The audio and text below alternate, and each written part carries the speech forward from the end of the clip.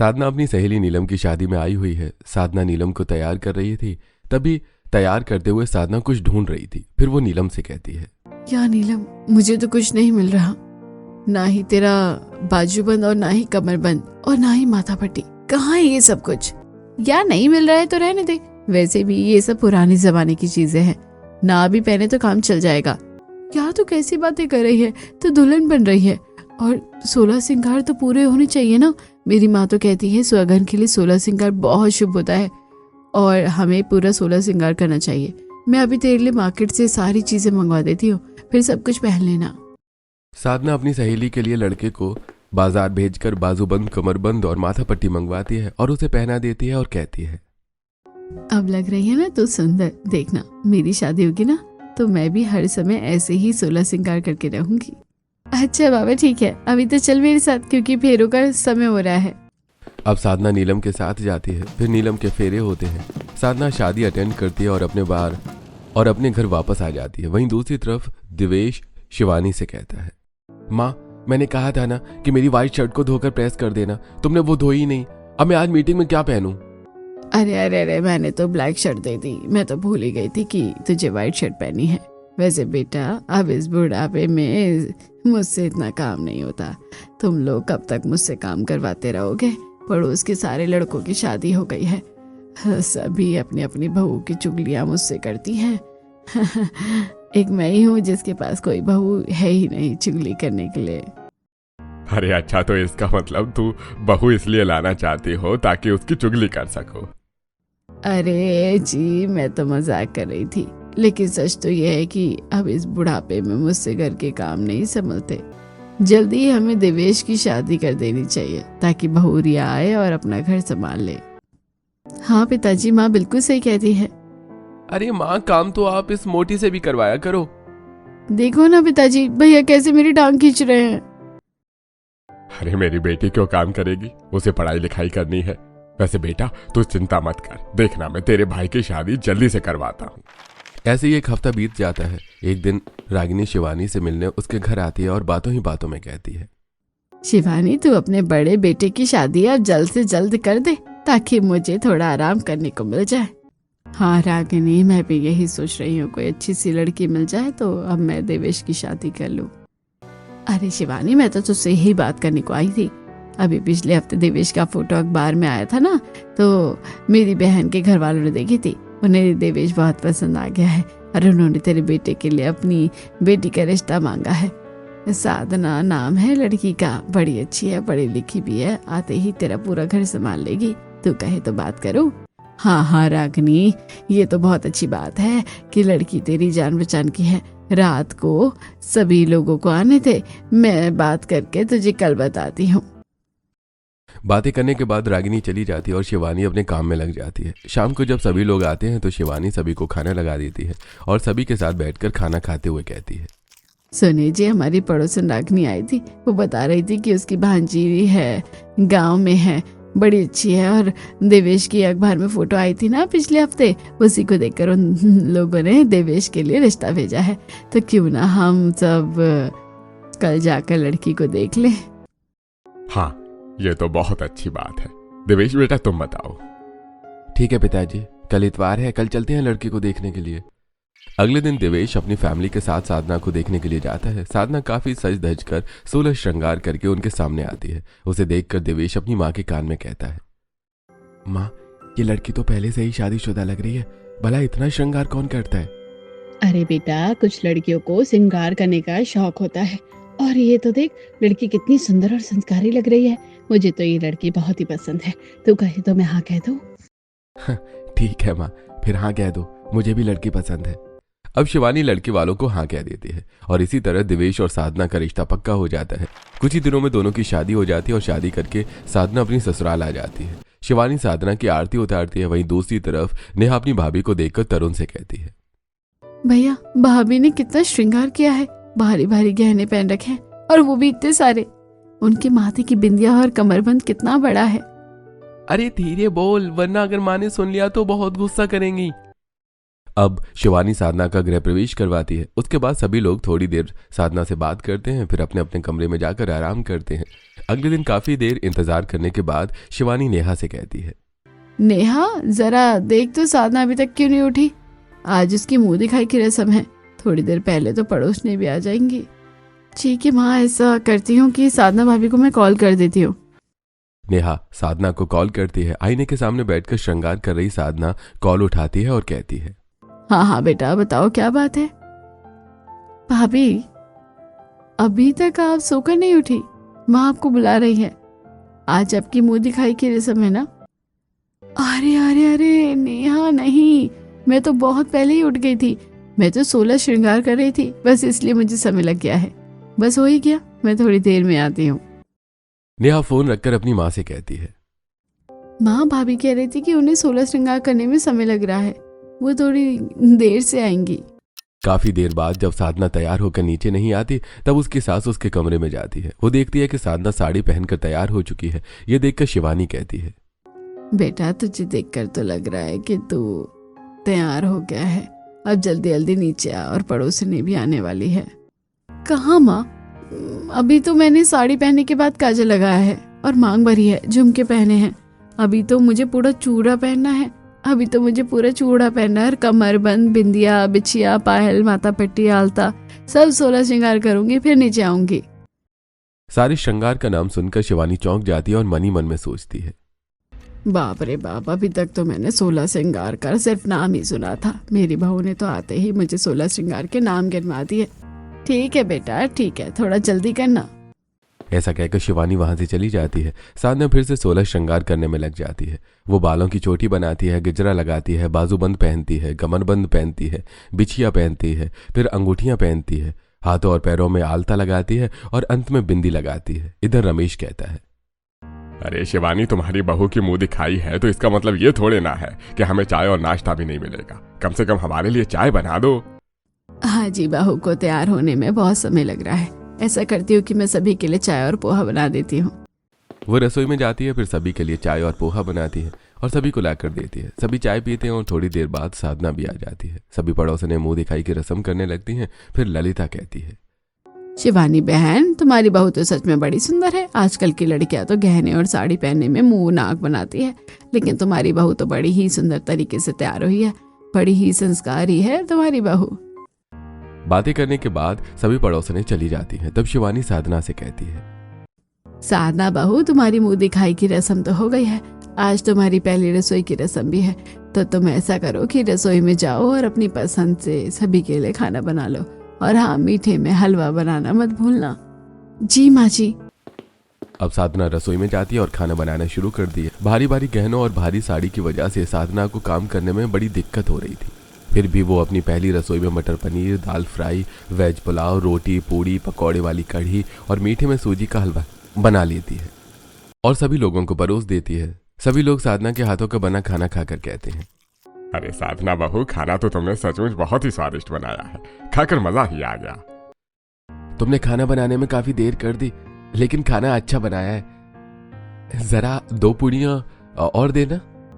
भैया शुक्र करो कि खाना मिल गया, वरना मुझे तो लग रहा था कि हम जब सो जाएंगे तब भाभी का खाना बनेगा। अरे तुम लोग क्यों मेरी बहू के पीछे पड़े हुए हो, चुपचाप खा लो। अब सभी लोग खाना खाते हैं और फिर साधना को उसकी पहली रसोई के लिए नेक देते हैं और अपने अपने कमरों में चले जाते हैं। उसके बाद साधना डाइनिंग टेबल से बर्तन उठाने लगती है। तभी उसकी चूड़ी उसकी साड़ी में फंस जाती है। ये देखकर शिवानी साधना से कहती है, साधना बहू, आज तुम्हारी पहली रसोई की रस्म थी, इसलिए तुमने इतना सब कुछ पहना तो ठीक है, लेकिन कल से तुम थोड़ा कंफर्टेबल कपड़े और ज्वेलरी पहना करो, ताकि तुम्हें भी काम करने में परेशानी ना हो। नहीं नहीं माँ जी, मुझे कोई परेशानी नहीं होती है, बल्कि मुझे तो सजना संवरना बहुत पसंद है। और मैंने तो हमेशा से ही अपना एक सपना देखा था कि मैं अपनी शादी के बाद 16 श्रृंगार करके ही रहूंगी। साधना की बात सुनकर शिवानी चुप हो जाती है। अब साधना रोज 16 श्रृंगार करके अपने कमरे से नीचे आती है और 16 श्रृंगार में ही सारे काम करती है। ऐसे समय बीत रहा था। एक दिन साधना सुबह उठकर 16 श्रृंगार करती है और उसके बाद रसोई में जाकर नाश्ता बनाती है। देवेश उसे आवाज देकर कमरे में बुलाता है। साधना कमरे में जाती है तो देवेश कहता है, साधना, कभी कभी अपने पति पर भी ध्यान दे दिया करो। मेरी टाई नहीं मिल रही है, जरा ढूंढ कर तो दे दो। अब साधना टाई ढूंढकर देवेश को देती है। देवेश टाई पहनता है, फिर साधना का हाथ पकड़कर कहता है, यार हमारी नई नई शादी हुई है, लेकिन तुम हो कि अपने ही काम में बिजी रहती हो। क्या बात है, आज तो आप बड़े ही रोमांटिक मूड में लग रहे हैं। हाँ, अब इतनी प्यारी बीवी मिली है तो रोमांटिक होना तो बनता है। लेकिन तभी अचानक साधना का एक कंगन देवेश के हाथ में लग जाता है और देवेश के हाथ से खून आने लगता है। साधना घबरा जाती है और कहती है, सॉरी, आपको लग गई, रुकिए मैं अभी बैंडेज लगा देती हूँ। अरे तुम इतना भारी भारी ज्वेलरी पहनकर क्यों रखती हो, सारा मूड खराब कर दिया। रहने दो, मैं रास्ते में बैंडेज लगाकर लगा लूंगा, मैं जा रहा हूं, मुझे देर हो रही है। ऐसा कहकर देवेश गुस्से में वहां से चला जाता है। ऐसी समय बीत रहा था। एक दिन रमेश देवेश से कहता है, देवेश, जब से तेरी शादी हुई है, जब से तू अपनी पत्नी को कहीं घुमाने नहीं लेगी, और आज संडे है, ऐसा करके साधना को बाहर घुमा कर ले आ, और हाँ, खाना भी उसे बाहर खिला देना। हाँ बेटा ठीक है, तेरे पिताजी बिल्कुल सही कहते हैं। जा बहू को तैयार होने के लिए कह दे और फिर उसे ले जा। ठीक है माँ। अब देवेश अपने कमरे में आता है और साधना से कहता है, साधना तुम जल्दी से तैयार हो जाओ, आज मैं सोच रहा हूँ तुम्हें कुछ शॉपिंग करा दूं, घुमा फिरा दूं, और हम खाना भी बाहर खाएंगे। माँ और पिताजी भी यही चाहते हैं। हाँ ये तो बहुत खुशी की बात है, आप रुकिए मैं जल्दी से तैयार होकर आती हूँ। अब देवेश टीवी ऑन करके टीवी देखने लगता है। साधना सबसे पहले एक सुंदर सी साड़ी निकालकर पहनती है। उसके बाद आईने के सामने बैठकर 16 श्रृंगार करना शुरू करती है। मांग भरने के बाद वो चूड़ियां, कान के झुमके, पायल, बिछिया, कमरबंद पहनती है। तब देवेश कहता है, साधना तुम्हें तैयार होते हो पूरा 1 घंटा हो गया है, और कितनी देर लगाओगी, जल्दी करो। हाँ बस थोड़ी देर और फिर चलते हैं। ऐसा कहकर साधना नील पेंट लगाती है, बिंदी लगाती है, माथ टीका लगाती है और पैरों में आलता लगाती है। उसके बाद बालों में गजरा लगाती है और फिर तैयार होकर देवेश से कहती है, देवेश बताओ मैं कैसी लग रही हूँ। साधना रेस्टोरेंट जाने के लिए इतना तैयार कौन होता है, तुम तो बिल्कुल नई दुल्हन की तरह लग रही हो। अब इतनी भी तारीफ मत करो, चलो चलते हैं। हे भगवान, इसे ये तारीफ लग रही है। अच्छा ठीक है चलो। अब देवेश साधना को लेकर सबसे पहले मॉल जाता है, लेकिन तब तक मॉल बंद हो चुका था। देवेश साधना से कहता है, देखा तुम्हारे तैयार होने के चक्कर में मॉल बंद हो गया। चलो शॉपिंग तो नहीं हो पाई, लेकिन रेस्टोरेंट जाकर कुछ खा लेते हैं। पास ही एक रेस्टोरेंट है जहाँ का खाना मुझे बहुत पसंद है, वहीं चलते हैं। अब देवेश साधना को लेकर पास के रेस्टोरेंट जाता है, लेकिन वो रेस्टोरेंट भी बंद हो चुका था। लगभग सारा मार्केट बंद हो चुका था। देवेश साधना को लेकर वापस आ जाता है और अपनी माँ और पिताजी से कहता है, माँ पिताजी, मॉल भी बंद हो चुके हैं और सारे रेस्टोरेंट भी बंद हो चुके हैं। साधना तैयार होने में इतना टाइम लगा देती है, उसे कहीं ले जाना किसी मुसीबत से कम नहीं है, टोटल टाइम वेस्ट। ऐसा कहकर देवेश गुस्से से अपने कमरे में चला जाता है। तब नेहा साधना से कहती है, साधना भाभी आपको इतना समय लगाने की क्या जरूरत थी, थोड़ा कम तैयार हो जाती तो रेस्टोरेंट और मॉल दोनों बंद नहीं होते। अब मुझे तो 16 श्रृंगार करना बहुत पसंद है ना, बिना 16 श्रृंगार किए शादीशुदा औरत कहीं जाए मुझे ये सब अच्छा नहीं लगता। जाने तो फिर कभी सही से आएंगे। ऐसा कहकर साधना भी अपने कमरे में चली जाती है। तब शिवानी कहती है, हे भगवान, ये लड़की भी ना, पता नहीं इसे इतना सजने संवरने की क्या पड़ी रहती है। ऐसे कुछ दिन और बीत जाते हैं। एक दिन नेहा सुबह उठती है और अपनी माँ के पास आकर कहती है, माँ आज मेरा एग्जाम है, पता नहीं क्यों अलार्म नहीं बजा, मैं उठने में बहुत लेट हो गई हूँ। प्लीज आप भाभी को कह दो जल्दी से मेरा नाश्ता बना दे, तब तक मैं तैयार हो जाती हूँ। ठीक है बेटा रुक, मैं अभी तेरी भाभी से कह देती हूँ। शिवानी साधना के कमरे में जाती है और कहती है, साधना, नेहा का आज पेपर है और वो कॉलेज जाने के लिए लेट हो चुकी है, तो तुम जल्दी से उसका नाश्ता बना दो। माँ जी मैं अभी भी तो नहा कर आई हूँ, बस जल्दी जल्दी 16 श्रृंगार कर लूँ फिर बनाती हूँ। हे भगवान, ये 16 श्रृंगार करने में तो तू पूरे 2 घंटे लगा देती है। ऐसा करती हूँ मैं खुद ही जाकर नेहा का नाश्ता बना देती हूँ। इधर साधना 16 श्रृंगार करने लगती है तो उधर शिवानी जाकर नेहा का नाश्ता बनाती है। नेहा जल्दी से नाश्ता करती है और कॉलेज चली जाती है। ऐसे समय बीत रहा था और साधना की 16 श्रृंगार करने की आदत की वजह से वो सारे काम देर से कर रही थी, जिस वजह से घर वालों को बड़ी परेशानी हो रही थी। एक दिन शिवानी हॉल में बैठी हुई सोचती है, साधना तो हर काम इतनी देर से करती है कि मुझे काम करना पड़ता है, उसके तो 16 श्रृंगार ही खत्म नहीं होते। ऐसा करती हूँ कि अपने बेटे और बेटी की शादी कर देती हूँ, और इस बार मैं गांव से बहू नहीं लाऊंगी बल्कि शहर जाऊंगी, ताकि उसे श्रृंगार करने में इतना समय ना लगे। शाम को जब सभी लोग घर आते हैं तो शिवानी तरुण से कहती है, तरुण बेटा, देवेश की शादी को तो कुछ महीने बीत गए हैं, सोच रही हूँ कि तेरी भी शादी कर दो ताकि मुझे अपनी जिम्मेदारी से मुक्ति मिल जाए। अगर तुझे कोई लड़की पसंद है तो बता देना, वरना मैं ढूंढती हूँ। माँ मुझे कहाँ इतनी फुर्सत है कि मैं अपने लिए कोई लड़की ढूंढूं। लड़की तो आपको या मेरे लिए ढूंढनी पड़ेगी ना। ठीक है बेटा, तो मैं आज ही कमला चाची को बुलाती हूँ और उनसे तेरे लिए रिश्ता पूछती हूँ। अगर कोई रिश्ता जम गया तो तेरी शादी भी जल्दी करवा देंगे। अगले दिन शिवानी कमला चाची को बुलाती है और उनसे लड़कियों के बारे में पूछती हैं। कमला चाची शिल्पा के बारे में बताते हुए कहती हैं, बहुत अच्छी लड़की है शिल्पा, एकदम सिंपल और बहुत प्यारी। इतनी पढ़ाई लिखाई करने के बाद जरा भी घमंड नहीं है। वो यहाँ आपके शहर में रहती है, कल ही चलकर उसे देख लेंगे।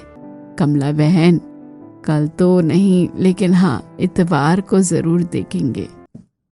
एक तरफ शिवानी इतवार को शिल्पा को देखने जाने वाली थी तो वहीं दूसरी तरफ शिल्पा अपने घर में अपनी सहेली की शादी में जाने के लिए तैयार हो रही थी। उसने एक सिंपल सा सूट पहना, क्रीम लगाई, लिप बाम लगाया और अपने बालों की चोटी बनाई। फिर अपनी माँ के पास आकर बोली, माँ चलो शादी में, मैं तैयार हो गई हूँ। अरे बेटा, तू शादी में जा रही है, कोई कॉलेज नहीं जो इतनी सिंपल तैयार हुई है। कुछ तो मेकअप कर ले और कुछ ज्वेलरी पहन ले। माँ आपको तो पता है ना कि मुझे मेकअप की स्मेल आती है और झुमके पहनने से मेरे कान दुखते हैं। चूड़ियों का बोझ उठाना और भारी कपड़े पहनना तो बिल्कुल मुझे पसंद नहीं लगता है, इसलिए मैं ऐसे ही ठीक हूँ। अब चलो शादी में, वरना लेट हो जाएगी। अब शिल्पा अपनी माँ के साथ शादी में चली जाती है। ऐसे ही इतवार आ जाता है और तरुण अपने परिवार के साथ शिल्पा को देखने के लिए आता है। सभी लोगों को शिल्पा बहुत पसंद आती है और इस तरह तरुण और शिल्पा का रिश्ता पक्का हो जाता है। 2 महीने के अंदर तरुण और शिल्पा की शादी हो जाती है और शिल्पा शादी करके अपने ससुराल आ जाती है। गृह प्रवेश करवाते हुए शिल्पा की जेठानी साधना कहती है, आइए आइए देवरानी जी, गृह प्रवेश कीजिए, आपका हमारे घर में स्वागत है। साधना उसे गृह प्रवेश करवा रही थी और नेहा अपनी भाभी को देखकर मन ही मन में सोच रही थी, हे भगवान, ये क्या मैं देख रही हूँ। बड़ी भाभी आई थी तो पूरे 16 श्रृंगार करके आई थी, और छोटी भाभी है, इन्होंने कोई श्रृंगार ही नहीं किया। इतनी सिंपल है कि ऐसा लग रहा है कि ये दुल्हन है। गृह प्रवेश के बाद शिल्पा अपने कमरे में जाकर आराम करती है। अगले दिन सुबह शिल्पा तैयार होकर नीचे आती है तो शिवानी शिल्पा को देखकर कहती है, अरे बहू, आज तेरा शादी के बाद ससुराल में पहला दिन है, बिना तैयार हुए नीचे क्यों नहीं आ गई? थोड़ी देर में पड़ोस ने घर में मुंह दिखाई की रस्म के लिए आगे आती होंगी, जल्दी जल्दी से तैयार होकर आ जा। लेकिन माँ जी, मैं तो तैयार होकर ही आई हूँ। भाभी, तैयार हो गई हो, लेकिन आपको देखकर तो बिल्कुल ऐसा नहीं लग रहा कि आपकी नई नई शादी हुई है। इतना सिंपल क्यों लग रहे हो, और मेकअप भी नहीं किया। तभी साधना वहां आती है और ये सारी बातें सुनकर कहती है, हाँ देवरानी जी, शादी के बाद तो औरतों को 16 श्रृंगार करके रखना चाहिए। आप मुझे ही देख लो कि मैं किस तरह से 16 श्रृंगार करती हूँ। भाभी, आप गांव की हो और गांव के लोग तो फिर भी सजना संवरना पसंद करते हैं, लेकिन शहरों में ये सब सच भी नहीं पता चलता।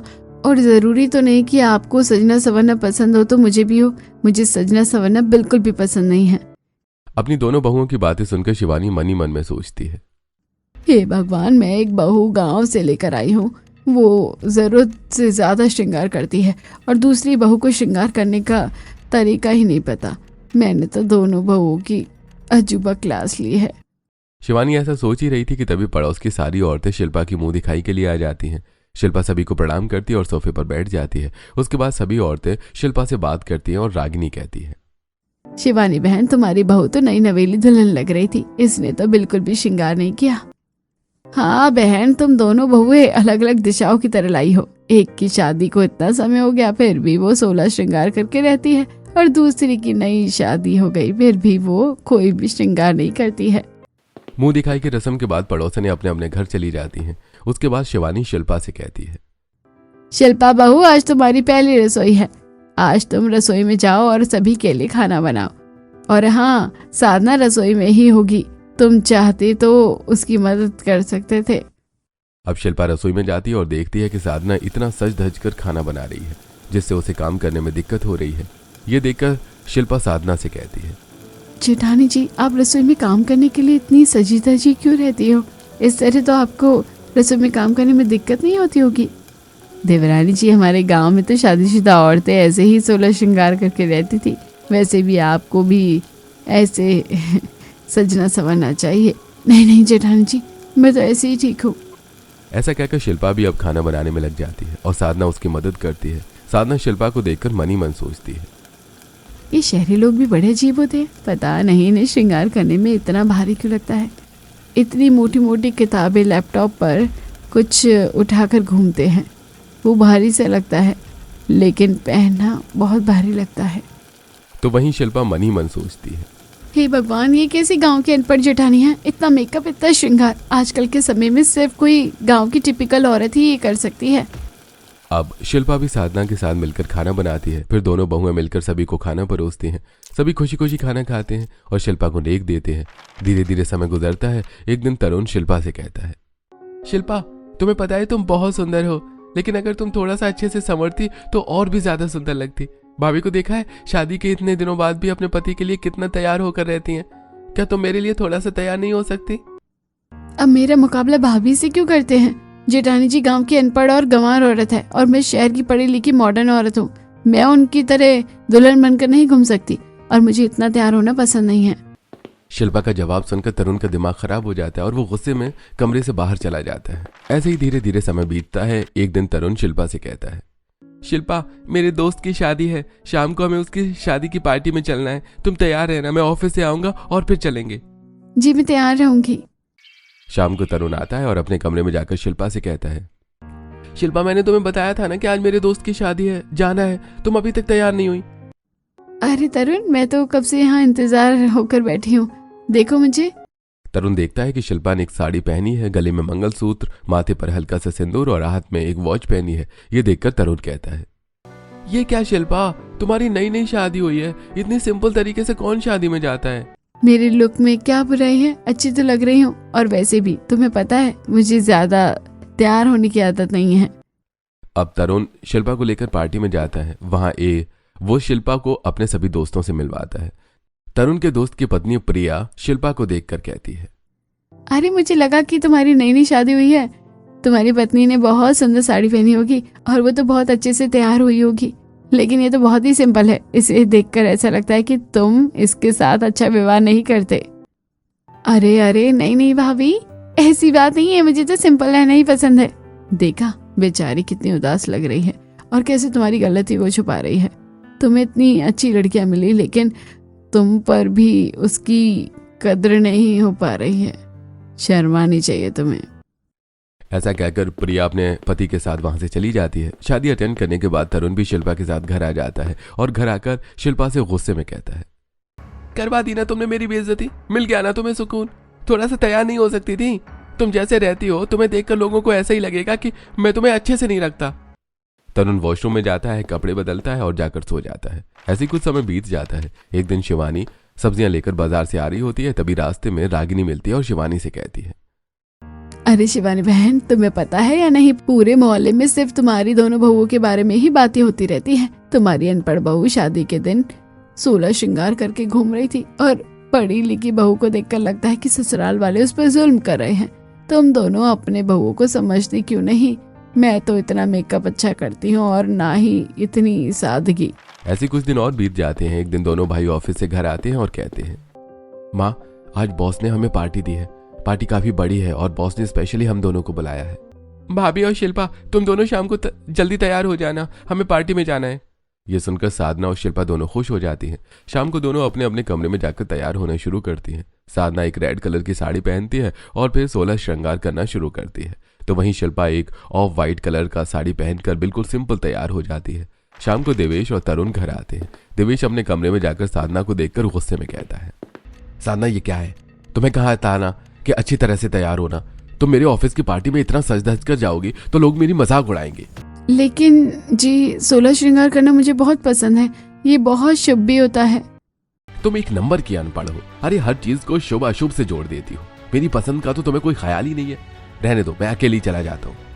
ऐसा कहकर देवेश अकेले ही निकल जाता है। दूसरी तरफ तरुण अपने कमरे में जाकर शिल्पा को देखकर कहता है, शिल्पा, तुम्हें बताया था ना कि मेरे लिए ये कितनी इंपॉर्टेंट पार्टी है, इसके बाद भी तुम अच्छी तरह से तैयार नहीं हो सकती थी? लेकिन तरुण, तुम्हें पता है कि पढ़े लिखे लोग ऐसे ही सिंपल तैयार होते हैं। ऐसी पढ़ाई लिखाई का क्या फायदा जो सिर्फ अपनी पसंद के काम आए, जिसे अपने पति का कोई ख्याल ना हो। मैं तुम्हें ऐसे ले जाऊंगा तो पता नहीं मेरे ऑफिस वाले मेरे बारे में क्या सोचेंगे। रहने दो, मैं खुद अकेले चला जाऊंगा। ऐसा कहकर तरुण भी गुस्से में ऑफिस के लिए निकल जाता है। दोनों बहुएं हॉल में आती हैं। उन दोनों को देखकर शिवानी सारी बातें समझ जाती हैं। शिवानी अपनी दोनों बहुओं को समझाते हुए कहती है, तुम दोनों ने अपनी अपनी जिद के कारण अपने अपने बेटे को कितना नाराज कर दिया। कि आज वो तुम दोनों को छोड़कर ऑफिस चले गए। तुम दोनों ने ये कहावत तो सुनी होगी, अति सर्वत्र वर्ज्यते। अभी भी समय है, तुम दोनों को सुधर जाना चाहिए। बड़ी बहू, तुम इतना श्रृंगार करके अपने अनपढ़ होने का परिचय मत दो, और छोटी बहू, तुम इतना सिंपल रहकर पढ़ाई लिखाई को बदनाम मत करो। अपनी सास की बात अब दोनों ही बहुओं को समझ में आ जाती है और वो दोनों खुद को बदल लेती हैं। अब वो नॉर्मल मेकअप करके रहने लगती हैं, जिससे उनके पति भी बहुत खुश रहते हैं और इस तरह दोनों खुशी खुशी अपना जीवन गुजारती हैं।